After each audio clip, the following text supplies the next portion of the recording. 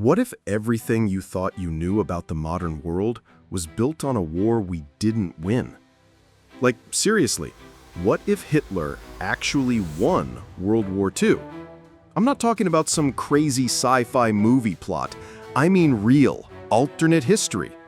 There were moments, actually decisions, where the war could have gone the other way. And if that had happened, your phone, your freedoms, even your favorite Netflix shows, gone, replaced by a global empire of fear, propaganda, and control. In this video, we're exploring thoroughly into the terrifyingly realistic world that almost became our own.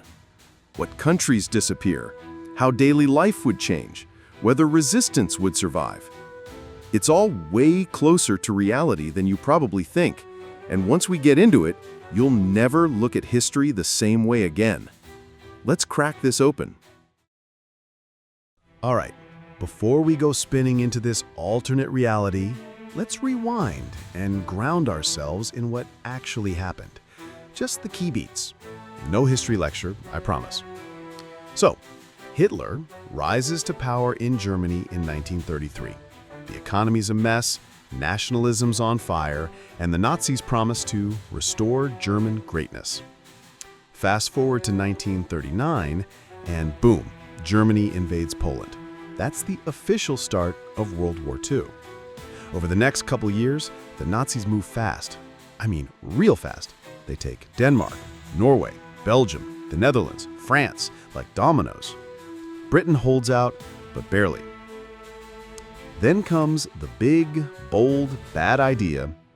In 1941, Hitler invades the Soviet Union.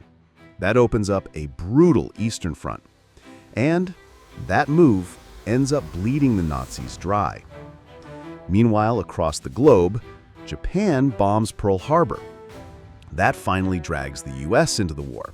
And suddenly, it's not just a European mess, it's a true world war. The Allies start turning the tide. In 1944, we get D-Day. Allied forces storm the beaches of Normandy and push into France. On the other side, the Soviet Union is grinding its way west, slowly but surely. By 1945, Berlin is surrounded, Hitler's bunker is his tomb, and the Third Reich collapses. Germany surrenders. Japan follows a few months later after the US drops atomic bombs on Hiroshima and Nagasaki. The Axis loses.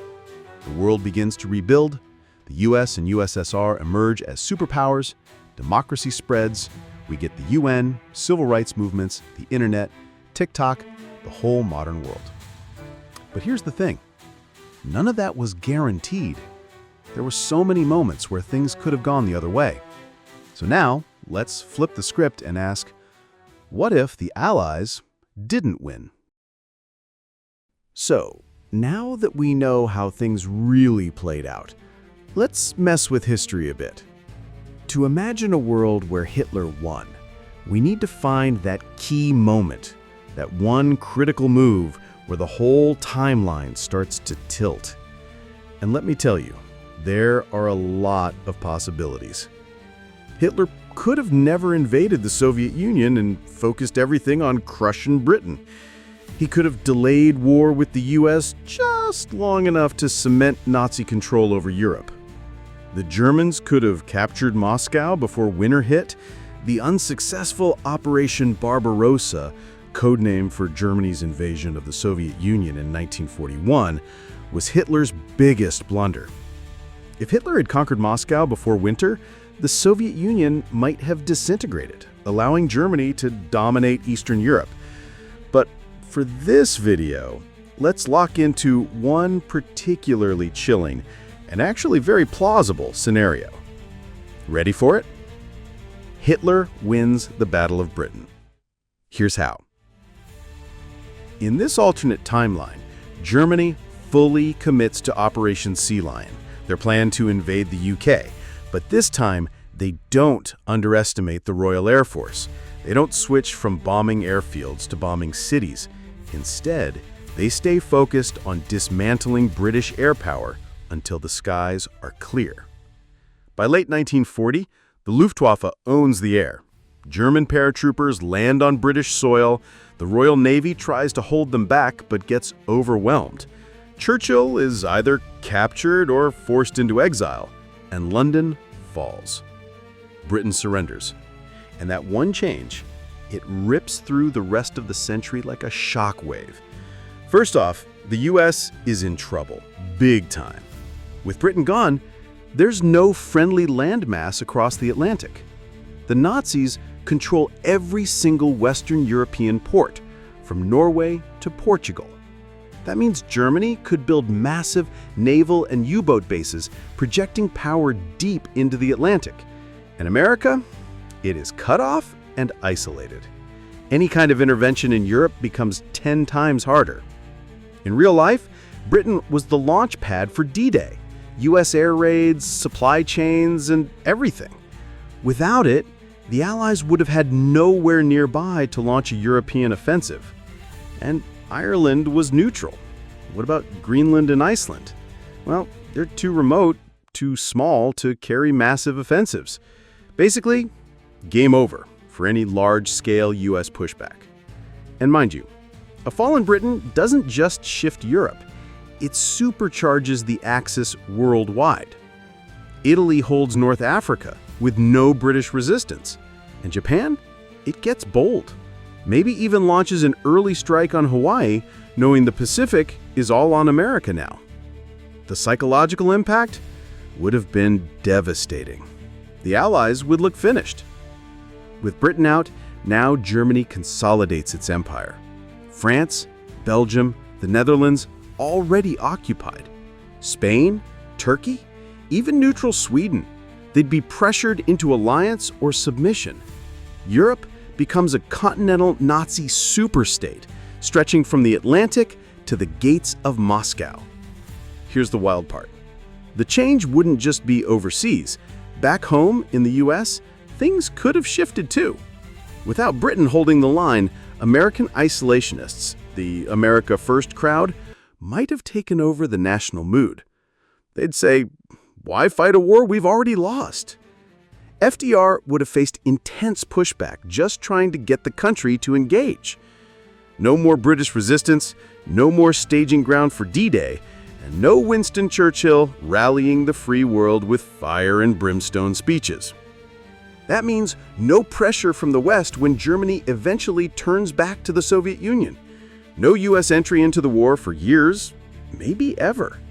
And without Britain in the fight, it's just a matter of time before the Nazis roll across Europe, unchecked. So that's the moment. That's where the world splits. Hitler doesn't just survive, he wins. And from here on out, history goes very dark. So Germany wins the war. Britain's been taken. The US stays neutral, at least for now. And with no one left to really push back in Europe, Hitler starts redrawing the map like it's his personal coloring book. First stop, Europe becomes the Greater Germanic Reich, one giant fascist superstate stretching from the Atlantic all the way to the Russian border. France is broken up and turned into a puppet regime. Spain and Italy are Nazi-friendly allies. Poland? Gone. Annexed or turned into farmland and labor camps under something the Nazis actually planned called Generalplan Ost, a horrifying long-term blueprint for genocide and colonization in Eastern Europe. And this isn't guesswork. This stuff is based on real Nazi documents. They literally had plans to wipe out or enslave tens of millions of Slavs, Jews, and other groups to make living space for the Aryan race. With the UK gone and Europe under his boot, Hitler can now go full throttle on the Soviet Union. In this timeline, without Britain tying down German forces, the Eastern Front plays out very differently. No D-Day, no US troops liberating France, no two-front war. The Nazis throw everything at the USSR, and eventually, Moscow falls.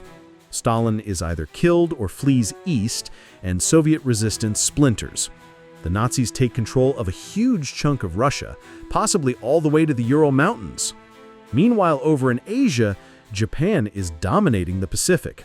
With the US staying out of the war longer or maybe never getting involved at all, Japan seizes Southeast Asia, crushes China, and turns the Pacific into its own empire. Eventually, Germany and Japan divide the world between them. Think of it like an Axis version of the Cold War, but way worse. You'd have a two-pillar world, Nazi Europe and Fascist Asia, both running brutal authoritarian regimes, both racing for global control. And America? At this point, it's either clinging to isolationism or slowly preparing for a war it's no longer sure it can win. The UN? Never formed. NATO doesn't exist. Democracy is a fragile, flickering idea. And in a lot of places, it's already dead. That's the geopolitical chessboard now. And trust me, it only gets darker from here. So now imagine you're just a regular person living in this new world. You wake up every morning not to freedom, not to choice, but to control. You don't learn history anymore. You're taught propaganda. Textbooks call Hitler the liberator of Europe. The Holocaust? It's either rewritten as fake news or completely erased from the record. And your kids? They're not dreaming about being astronauts or artists. They're pledging allegiance to the Führer in classrooms every morning, wearing uniforms, reciting doctrine. It's not called education anymore, it's indoctrination. And it doesn't stop there. Music, movies, books, all censored or banned if they don't fit the ideology. Jazz, too degenerate. Rock and roll, never invented. Hollywood, either shut down or turned into a propaganda machine for fascist-friendly cinema. No Marvel, no Spielberg, no social media, no YouTube creators. Just state-run broadcasts, tightly controlled newspapers, and zero tolerance for dissent. And if you do speak out, you disappear. Real talk, this isn't fiction. This kind of control was already happening during Nazi rule. Entire art movements were labeled degenerate. Thousands of books were burned. And media was strictly policed by Goebbels and the Nazi Ministry of Propaganda. Now imagine that control going global. Racial purity laws would likely be enforced worldwide. People of color, Jews, Slavs, Roma, LGBTQ+ individuals, marginalized, hunted, or wiped out. Nazi Germany had an actual racial hierarchy system ready to implement far beyond Europe. Science would serve the regime. Medicine focused on eugenics. Psychology used for control, not healing. And religion only tolerated if it submitted to the state. The Nazis had plans to replace Christianity with a twisted, Aryanized pseudo-religion. Churches either fell in line or were dismantled. The arts, the sciences, education, religion, they'd all be stripped of their soul. This world might be technologically advanced in some areas, but culturally, it would be frozen in fear, a place where conformity is survival. And free thinking? That's a death sentence. And here's the scariest part. If you were born into this world, you wouldn't even realize what you'd lost. You just think, that's normal. All right, so here's a wild thought. Would we still have smartphones in a world ruled by Nazis? Would we even have the internet? In some ways, yes. And in other ways, not even close. See, Nazi Germany was ahead of its time in certain areas. Rocketry, jet propulsion, even early missile systems. Wernher von Braun, the guy who built Hitler's V-2 rockets, he later became the father of the US space program once he defected to America. So sure, military technology would have advanced fast. Probably even faster than in our real timeline. Long-range missiles, nuclear weapons, surveillance systems, all tools of control. The regime would have poured money into anything that gave them an edge over enemies, real or imagined. But here's the catch. Science under fascism doesn't serve curiosity. It serves ideology. In a world where the Nazi regime survives and expands, everything would be filtered through their warped worldview. They weren't interested in the free exchange of ideas or funding innovation for humanity's benefit. Jewish scientists exiled, LGBTQ+ minds persecuted, Slavic thinkers discredited or silenced. Some of the greatest minds of the 20th century would have either been erased from history or never had a chance to contribute. Think about it. Einstein fled Germany. He helped develop the theory of relativity and was key to the Manhattan Project. Alan Turing, a gay mathematician, cracked the Nazi Enigma code and helped invent the foundation of modern computers. In a Nazi-run world, neither of those breakthroughs ever happen. And without the tech boom from the US post-war economy, thanks to democratic freedoms, open academia, and Cold War competition, there's no Silicon Valley, no iPhones, no Google, no ChatGPT. The internet might still exist in some form, but it wouldn't be a place to share memes or build movements. It'd be a state-controlled surveillance grid. Think China's firewall, but with even less tolerance for dissent. Even medicine would be affected. Genetic research would likely be driven by eugenics, not health. Psychological research used to reinforce obedience, not cure trauma. So yeah, there'd still be tech, rockets, weapons, maybe even early AI. But without the freedom to question, to experiment, to fail and try again, real innovation dies. You'd have a world with more machines, but fewer breakthroughs. More control, but less connection. A future that's colder, darker, and built to serve the state, not the soul. Okay, so we've built this terrifying world, one ruled by the iron grip of Nazi Germany and Imperial Japan. But here's the thing, even in the darkest regimes, people resist. They always have. And in this timeline, that resistance doesn't disappear. It just goes underground. Think about it. In Nazi-occupied Europe during the Real War, we had the French Resistance, the Polish Home Army, the White Rose student movement in Germany itself. People risked everything to push back. Now imagine that spirit carried on for decades because the war never really ended. In this alternate future, there's no official peace, just domination and rebellion. In the shadows of ruined cities and snowy mountain passes, resistance fighters would be organizing, smuggling banned books, broadcasting secret radio signals, printing leaflets, sabotaging railways. Maybe in France, there's an entire underground city in the catacombs of Paris, filled with teachers, medics, and ex-soldiers passing on forbidden knowledge. Maybe in Soviet Siberia, remnants of the Red Army have carved out frozen strongholds, training the next generation of guerrilla fighters. Even in the US, still technically free, activists might be risking arrest by helping refugees, funneling support to insurgents overseas, or preparing for an eventual war they know is coming.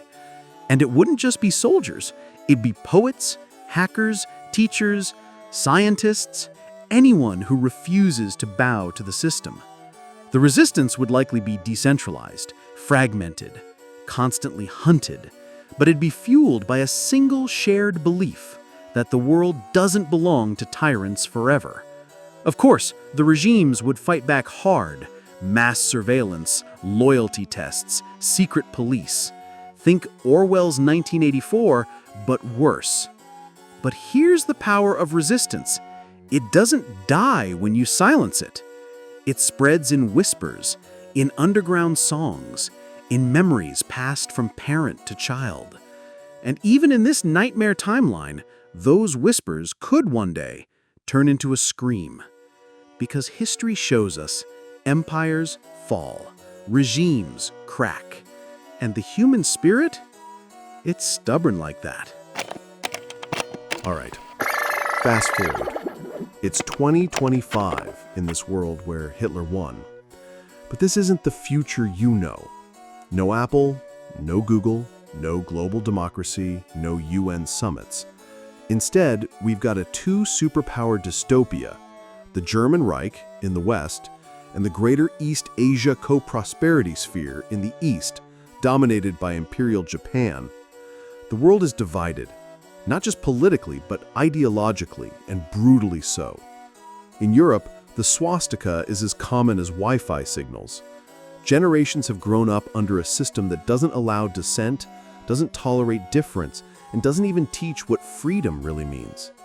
Surveillance is baked into daily life. Every phone call is monitored. Every online search is tracked. The internet still exists, but it's more like a giant propaganda tool and database for citizen scoring.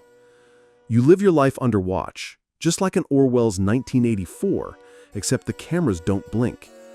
Meanwhile, art is lifeless. Music is censored. Literature is regulated.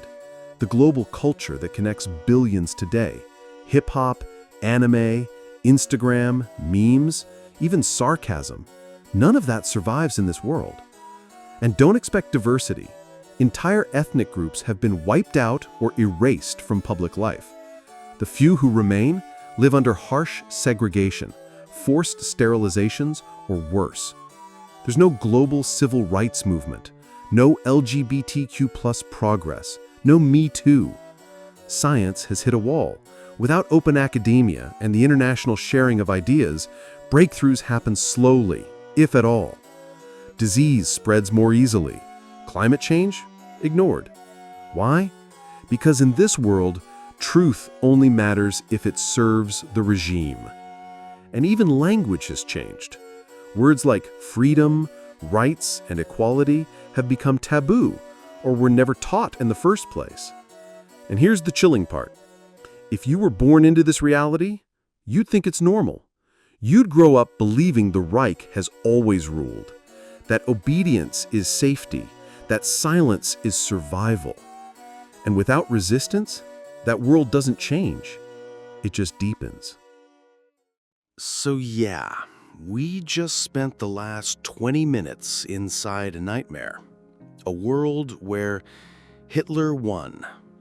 A world shaped by fear instead of freedom.